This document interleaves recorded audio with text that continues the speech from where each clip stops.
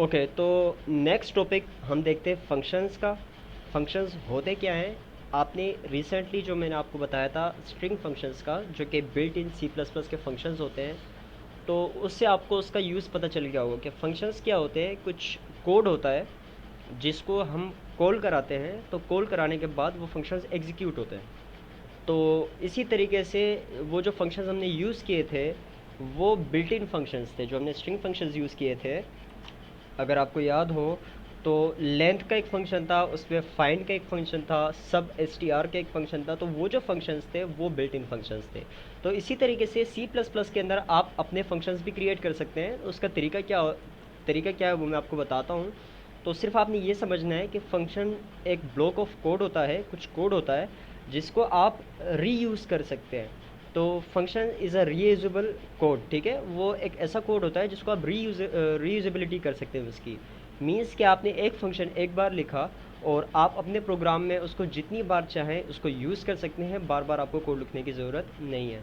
तो function create करने का तरीका क्या है? सबसे पहले मैं यहाँ पे एक फ़ंक्शन बनाता हूँ।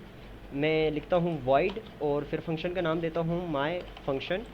और यहाँ पे आके मैं इसके अंदर कुछ प्रिंट करा देता हूँ, like called from my function. अब यहाँ पे मैंने जो कोड लिखा है, यहाँ पे मैं न्यू लाइन ले लेता हूँ। न्यू लाइन में ज़्यादातर एंड एल से लेता हूँ, लेकिन एंड एल के अलावा आप स्ट्रिंग में स्लैश एन करके भी लिख सकते हैं। ये भी न्यू लाइन ही क्रिएट करता है।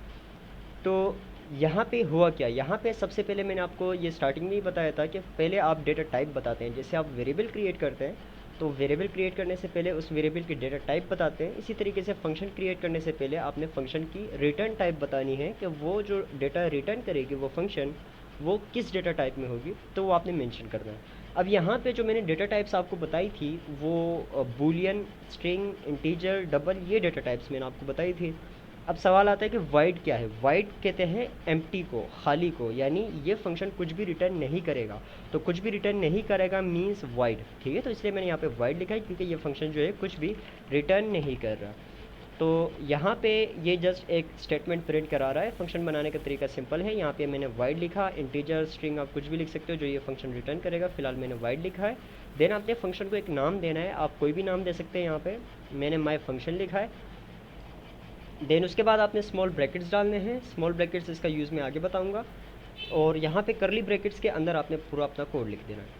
अब इस फंक्शन को कॉल कैसे करेंगे? लाइक अगर मैं इस प्रोग्राम को एग्जीक्यूट करता हूँ तो यहाँ पे कोई भी रिजल्ट नहीं आता, एम्प्टी आता है। वो क्यों? वो इसलिए क्योंकि आपका सी प्लस प्लस जो है वो सबसे पहले मेन फंक्शन को रन करता है और बाकी फंक्शंस को इग्नोर कर देता है। अगर आपका बाहर वाला फंक्शन जो कि माई फंक्शन हमने क्रिएट किया है, अगर ये फंक्शन मेन के फंक्शन के अंदर से कॉल हुआ होगा तो ये एग्जीक्यूट होगा, तो उसके बगैर एग्जीक्यूट नहीं होगा। तो इससे ये पता चलता है कि सी प्लस प्लस का कंपाइलर सिर्फ आपके मेन फंक्शन को रीड करता है और उसके अंदर जो फंक्शंस कॉल होते हैं या उसके अंदर का जो कोड होता है उसको एग्जीक्यूट करता है।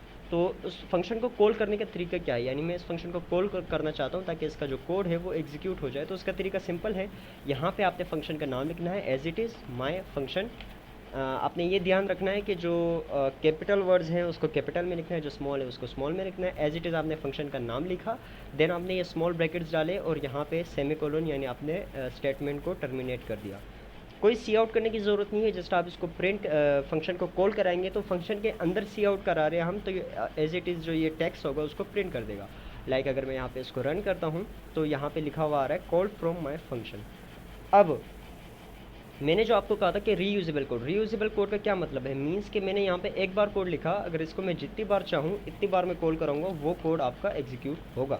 लाइक मैं यहाँ पे इसको अगेन बिल्ड एंड रन करता हूँ तो यहाँ पे 3 टाइम्स ये जो है एग्जीक्यूट हो गया। तो मुझे 3 बार कोड लिखने की ज़रूरत नहीं पड़ी, मैंने एक ही बार कोड लिखा और 3 टाइम्स वो रन हो गया।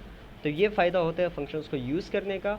और ये सिर्फ मैं एक सिंपल स्टेटमेंट इस पर प्रिंट करा रहा हूँ। आप कॉम्प्लिकेटेड फंक्शंस बना सकते हैं और जो है इसमें फंक्शनलिटी ऐड कर सकते हैं, वो आपके ऊपर डिपेंड करता है। लेकिन मैंने जस्ट सिंपल एक टेक्स्ट प्रिंट करवाया ताकि आपको ईजिली समझ में आ जाए।